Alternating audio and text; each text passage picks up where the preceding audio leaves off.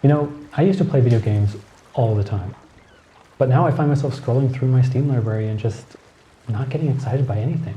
Even the announcements for new games don't excite me at all.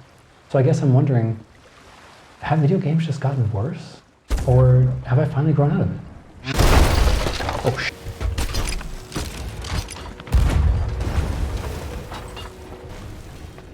All right, well, with that taken care of, let's go to the couch. Look, I still play video games, just not nearly as much as I used to. And the excitement for new video games has just disappeared completely. So what is to blame? Is it just the current state of the video game industry? The state of the video game industry has been discussed quite a lot online. There's been case after case of big name video games being released while still unfinished. Cyberpunk 2077 and Pokemon Scarlet and Violet are just some examples of this. These are games from big developers that don't deliver on basic features like keeping frame rate consistent. They glitch and sometimes completely break, but that doesn't seem to matter. The newest Pokemon games, for example, broke sales records as the most pre-ordered title in Pokemon history, and within 3 days of its release, sold over 10 million copies. I wonder why studios keep releasing unfinished games. Another thing that I've noticed is the price of games compared to their length. Marvel's Spider-Man 2 just came out, and it was a game that I was actually considering getting. To play it, I would have had to get a PS5 as well, but I really enjoyed the first one, so I knew I was going to enjoy this one. That was until I found out that the main story is only 15 hours long and the game costs $70. I know a lot of work goes into these games and the developers and artists should be paid fairly. But at this point, I feel like I'm paying more for graphics than a game. Studios often counter a lack of story with an online multiplayer feature, which I also just cannot stand. I never played online when I was younger. I did the story missions and then the game was done for me. And now I just can't keep up with players online who play the game way more than me, or I have to deal with toxic players. Just wanting to jump into Sea of Thieves with a friend for a couple of hours often gets ruined by someone with a bigger crew in a bigger ship.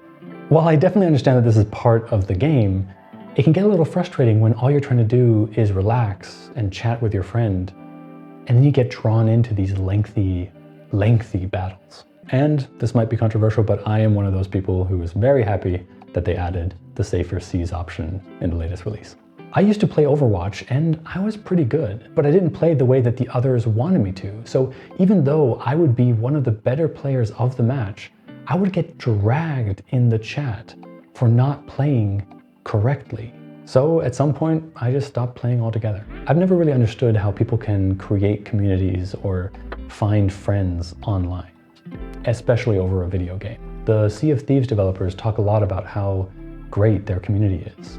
But after joining the official Discord, I just found negativity and annoying people. When I had just moved to Finland, I was really lonely, so I decided to give it another try and started playing a game with another great community, Deep Rock Galactic. I joined my first game, immediately got killed by my teammate, revived, killed again, revived again, killed again, until I left. Never again. But if I'm having such problems with gaming, why aren't others? Despite the unfinished and expensive games, the industry is thriving, and online games are making money hand over fist. And I see that there are nice communities of people playing Sea of Thieves. I think I've just grown out of it. I'm just not the kind of person games are made for anymore. I'm not someone who cares about graphics. I don't want to play with or against strangers, and I don't understand how to be part of an online community. But honestly, I'm fine with it. It just took a while to get to that realization. Now, there are more important things in my life than spending the evenings playing video games. Like everything that goes into making these videos. Exercising, going out, even something like just watching TV or reading. And I've noticed that I usually feel better after doing any of those activities than I did after playing video games, especially if it was a frustrating session. Playing Sea of Thieves, for example, has become a way that a friend and I catch up while doing a few missions or just catching some fish. So I'll never completely give up gaming, but I think the evenings of scrolling through Steam, trying to find something to play, is over. So it seems that it's me. Hi, I'm the problem, it's me. It's so stupid. The games industry is doing great. It's doing exactly what the market wants. I'm just not part of that market anymore. Even a huge success like Baldur's Gate, which has only been praised for delivering a perfect game on release, is just not my kind of game. It's hard to let go of a hobby that has been part of your life for so long.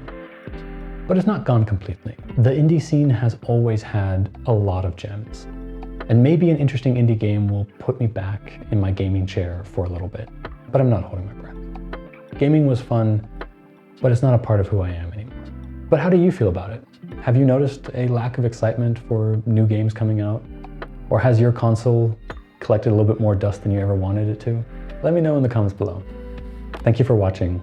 See you next week.